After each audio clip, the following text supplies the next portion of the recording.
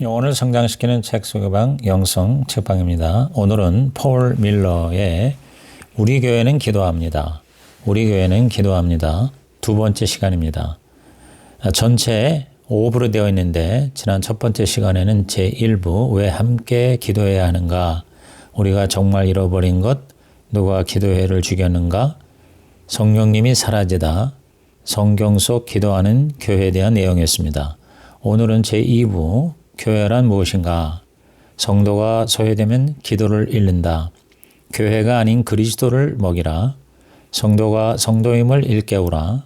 성도는 혼자 기도하지 않는다. 성령님의 자리는 어디인가? 이런 내용을 요약 리뷰해 드립니다. 제2부 교회란 무엇인가? 교회란 무엇인가? 교회를 지키는 사람들은 행동하는 성도들이다. 그들은 천국의 최전선에서 하나님과 가족과 사람들을 섬긴다.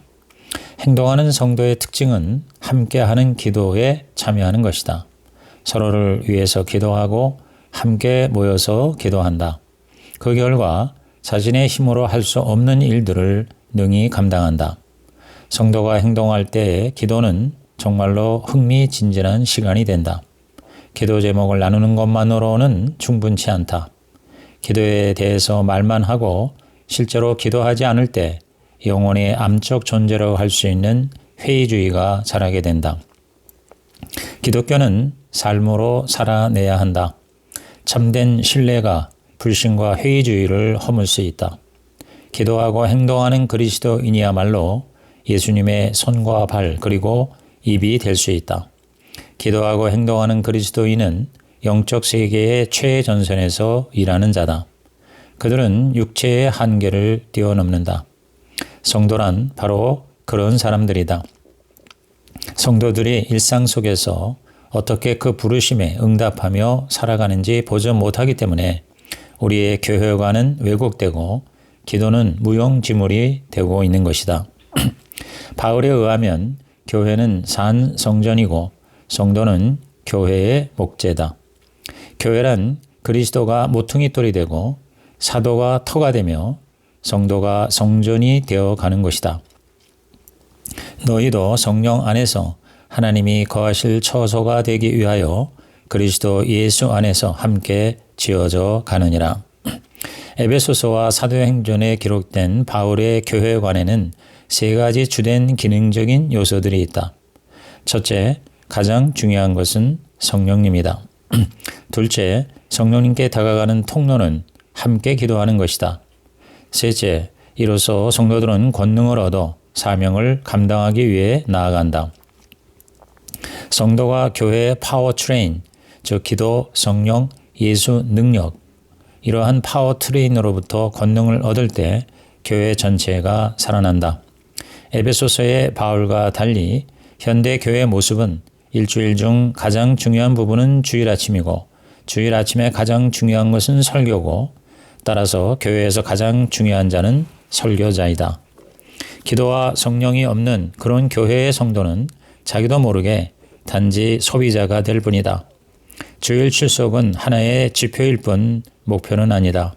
성경에서 예배의 중요성을 강조하지만 그럼에도 교회 출석을 권면하는 말씀은 히브리서 10장 25절 단 한 군데뿐이다. 공동기도 없이 설교만 강조하는 것도 균형을 잃은 진리일 뿐이다. 성경에 기도의 중요성을 강조하기 위한 비유는 많지만 특별히 설교의 가치를 강조하는 비유는 거의 없다. 예수님이 겟세마네 언덕에서 제자들에게 하신 부탁은 함께 기도하자는 것이지 함께 설교하자는 것이 아니었다. 말을 많이 하는 설교자에게는 기도의 사역이 반드시 필요하다. 마치 꽃에 비가 필요한 것과 마찬가지다. 기도 모임은 죽음을 연습하는 것이다. 설교의 균형을 위해서는 기도를 통한 죽음이 필요하다.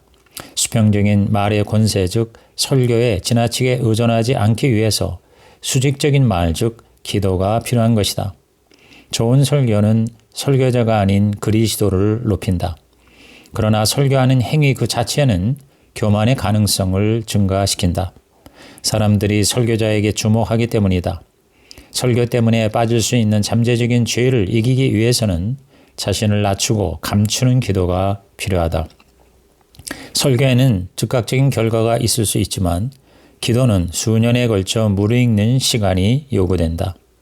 설교자는 설교자이기 전에 지도자이다. 지도자는 성도를 온전케 하는 것이 가장 중요하다. 성도를 온전케 하는 일과 관련해서 5가지 명백한 실수 혹은 오류가 있다. 첫째, 우리는 온전하게 하는 일에 설교만 있으면 된다고 여긴다. 그러나 설교에서 영감을 얻을 수는 있으나 날마다 성도들을 위해 신실하게 기도하는 노력과 책임, 즉 지속적으로 돌보는 고된 일이 꼭 필요하다. 둘째, 설교는 성도를 온전하게 함이란 목표를 잃고 설교 그 자체가 목적이 될 수 있다. 교회 개척자가 정말 원해야 할 것은 설교를 잘하는 것보다 교인들이 그리스도를 닮아가게 하는 것이다. 설교는 과정이고 주님을 닮는 교회는 열매다. 가르치는 것 자체보다 그 가르침의 목표에 집중해야 한다. 설교에 대한 사랑은 궁극적인 목적, 즉 텔로스가 아닌 과정에 대한 사랑으로 쉽게 변질될 수 있다. 셋째, 성도를 온전케 하는 목적이 결여된 채 설교와 설교자에게 초점을 맞추면 유명 인사에 열광하는 문화를 양산할 수 있다. 지도자가 주인공이 되는 세속 문화와 맞서야 한다. 지도자는 사람들을 섬기기 위해 존재하지 그들 자신을 위해서 존재하지 않는다.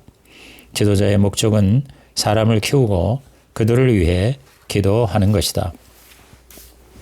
넷째, 사람을 온전케 하지 않고 설교에만 집중하면 성도들은 잊혀지고 만다.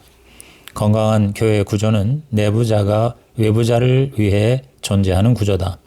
지도자가 아래에서 성도를 위에 두고 온전하게 하는, 즉 세상을 향해 나아가는 주도적인 위치에 올려놓아야 한다. 지도자는 최전선의 용사들을 온전케 해야 한다. 성령님은 기관이 아닌 성도에게 권능을 주신다. 작은 자들을 소중히 여기지 않고 온전케 하지 않는 것은 기관에 대한 우상 숭배와 다를 바 없다. 천국은 지극히 작은 자 안에서 그리고 그들을 통해 도래하기 때문이다. 다섯째, 성도가 소외되면 교회는 기도를 기피하게 된다. 조사에 의하면 목회자의 우선순위 12가지 중에 기도는 최하위에 있다. 오직 3%의 목사만이 기도를 중요한 우선순위로 뽑았다. 기도가 없는 목회는 주님의 성령이 주시는 비전과 권능에 저항하는 행위다. 성령님이 교회의 중심이 되실 때 목사나 시설 등이 밖으로 밀려나게 된다. 지도자인 우리 모두가 해야 할 고백은 그는 흥하여야 하겠고 나는 쇠하여야 하리라 이다. 요점은 이것이다. 성령님이 선장이 되시면 그 배는 변화하기 시작한다는 것이다. 전문가와 프로그램이 사역의 중심이 되지 않고 성도가 힘을 얻어 복음 전파의 사명을 위해서 온전히 준비한다. 그러면 목사는 엄청난 부담을 덜게 되는 것이다. 성도는 본성적으로 꿈꾸는 이들이다. 성령님의 인도 아래 담대히 일하고 살아가는 사람들이다. 그러나 그들에게 용기를 불어넣어 무력하면서 위대함으로 이끌어내는 존재가 없다면 그들 모두는 금세 시들어버리고 그들의 열정도 날개를 펴지 못할 것이다. 그러나 그러한 존재가 있다면 기도는 없어서는 안 될 것이 된다. 왜냐하면 성도에게는 도움이 필요하기 때문이다. 파워 트레인을 통해 천국의 비전과 열정에 다다를 때 하늘의 모든 것이 열리는 것이다. 교회를 먹이지 말고 그리스도를 먹이라. 교회를 먹이지 말고 그리스도를 먹이라. 성도는 오직 그리스도를 먹음으로써만 사랑을 지속해 나갈 수 있는 영적 존재들이다. 사랑의 에너지를 샘솟게 하는 것은 교회 마케팅이 아니라 믿음뿐이다. 무너져가는 교회의 파워 트레인은 마케팅, 교회, 무능력, 마케팅, 교회, 무능력이다. 그리스도보다 교회를 더 경배하는 것은 순서가 뒤바뀐 사랑이요 옅은 우상숭배다. 기도와 옅은 우상숭배는 공존하기 힘들다. 이스라엘은 우상숭배 때문에 기도를 잘못 사용했다. 하나님이 우리에게 원하시는 것은 우리의 시선을 우리 자신에게서 예수님께로 옮기는 것이다. 교회를 우상화하는 일은 굉장히 깨닫기 어렵다. 왜냐하면 곳곳에 예수님으로 회칠해 놓았기 때문이다. 우상은 블랙홀처럼 주변의 모든 것을 빨아들인다. 그러다 보니 성도는 교회 자체가 아니라 교회를 위한 수단으로 전락하고 만다.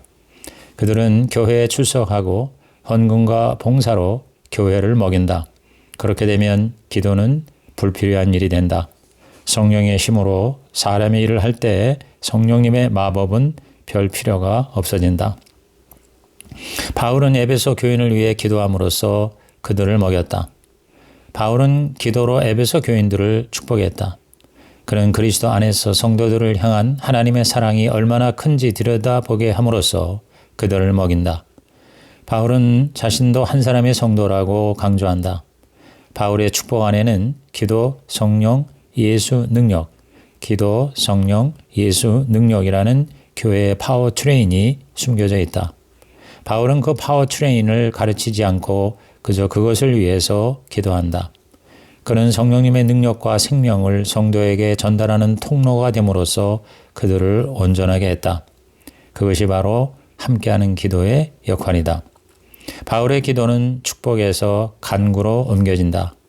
에베소서 1장 거의 전체는 축복과 간구와 경배의 기도로 되어 있다. 바울은 에베소 교인들의 믿음을 위해 기도했다. 믿음을 위해 기도하는 이유는 믿음이라는 것이 사는 동안 조금씩 세워나가기 때문이다. 그래서 바울은 쉬지 않고 기도함으로써 에베소 교인들을 먹였다. 바울은 단순히 가르치기만 한 것이 아니라 그들 가운데 예수님의 불꽃을 일으킴으로써 자신이 교회의 삶을 살았다. 바울의 서신에는 교회가 아닌 그리스도가 중심에 있다. 교회의 삶을 살 수 있는 가장 좋은 길은 교회가 아닌 그리스도를 보는 것이다. 기도는 바로 그 그리스도를 바라보는 것이다. 기도는 교회의 생명줄이다. 그리스도께서 중심이시고 그리스도께서 전부이시다. 기도는 그 그리스도를 먹이는 행위다. 기도로 성도의 재발견을 하면 놀라운 자유가 주어진다. 목사가 해야 할 일이 줄어들고 축하할 일은 많아진다. 스스로 일을 해내기 위해 애쓰기보다 성령님이 하시는 일들을 더 많이 발견하고 그것을 누리게 된다. 파도를 만들기 위해 애쓰는 것이 아니라 그 파도 위에 몸을 싣는 것이다. 복음은 우리의 양심을 자유케 하고 성도는 우리의 사역을 자유케 한다. 성도를 성도로 대하며 위대한 믿음과 사랑의 사명을 부여하면 그들은 달려가야 할 길을 분명히 보게 될 것이다. 성도에게 교회를 먹이면 저 교회 자체를 하나의 목표로 삼게 하면 굶주리고 쇠약해질 것이다. 반면 기도를 통해 성도에게 그리스도를 먹이면 그들은 사역을 위한 에너지를 얻게 될 것이다. 우리는 성도들에게 교회의 프로그램이 아니라 성도됨을 누리게 해야 한다. 성도는 사랑하는 사람이며 사랑하는 사람은 기도하는 사람이다. 성도의 참 모습은 사랑을 행하는 것이다. 사역이란 행동하는 성도다. 사랑은 성도가 해야 할 일과 그것을 행하는 방식을 결정한다. 성도는 믿는 자이면서 동시에 사랑하는 자들이다. 사역이 사랑이 될 때 진정한 성도가 되는 것이다. 기도로 사랑할 때 성도는 가장 성도다운 성도가 된다. 성도가 보이지 않는 이유는 예배의 중심을 설교에 두고 성도의 측면보다 죄의 측면을 강조하고 고통받는 사람을 지나치게 부각하는 치료적인 요법을 중시한 까닭이다. 그 결과 감춰진 성도의 아름다움을 보지 못한다. 죄인들만 보일 뿐 성도는 보이지 않는다. 그렇게 성도를 간과할 때 교회의 기도 생활은 무력해지고 교회의 삶은 목사 중심으로만 돌아가게 된다. 목사가 교회의 중심이 아니다. 죽어가는 세상에서 예수님의 몸을 감당하는 존재는 바로 성도라는 것을 잊지 말아야 한다. 기도회는 삶의 최전선에서 살아가는 성도들의 이야기를 나누는 자리가 되어야 한다. 성도들 안에 예수님이 실제로 역사하여 일하시는 것을 볼 때 우리가 느끼는 기쁨을 다른 사람도 느끼게 하고 그럴 때가 바로 성도가 빛을 발하는 순간이다. 이 세상에 홀로 싸우는 군인은 없다. 마찬가지로 성도는 혼자 기도하지 않는다. 에베소 6장에서 바울은 7가지 전신갑주를 다루고 있다. 그 7째 무기가 바로 기도다. 기도는 현대전의 무전기와 같다. 무전기의 강력한 능력은 무전기 자체에 있지 않다. 무전기를 통해 연락을 취하는 대상, 곧 막강한 힘을 가진 누군가에게 있다. 즉 기도는 성령님의 능력을 연결한다.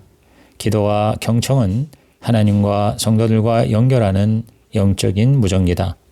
그 무전기가 많을 때, 즉 교회에서 함께 기도하는 기도회가 활성화될 때 영적 전쟁에서 승리의 가능성은 점점 더 높아지는 것이다.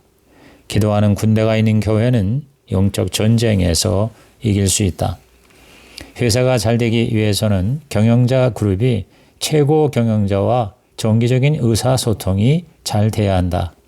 예수님의 공동체도 마찬가지다. 기도가 없다면 성령님 없는 공동체가 될 뿐이다. 최고 경영자를 진심으로 사랑하고 존중하는 지도 그룹이 있어야 하듯이 교회도 성령님을 인정하고 소통해야 한다. 함께하는 기도를 통해 우리는 교회를 이끌어 나가는 데 가장 필요한 것, 곧 성령님이 주시는 능력과 지혜를 얻을 수 있다. 기도하는 공동체에서는 성령님이 활동하신다. 그 성령님이 우리에게 예수님을 인도해 주신다. 참으로 그리스도야말로 모든 것의 주인이시다. 세례 요한은 예수님이 흥하시고 자기는 쇠하는 것에 기뻐했다. 마찬가지로 우리가 쇠해야만 예수님이 흥하실 수 있다. 성령님이 교회의 중심이 되실 때 우리도 되살아난다. 바로 그 중심된 자리를 성령님께 내드리는 것이 바로 기도다. 성령님은 우리의 예배와 설교도 기뻐하시지만 무엇보다 그 자리의 주인이 되시기를 원하신다. 그럴 때 비로소 그분은 마법을 부리신다. 이상 폴 밀러의 우리 교회는 기도합니다. 우리 교회는 기도합니다. 제 2편을 마칩니다.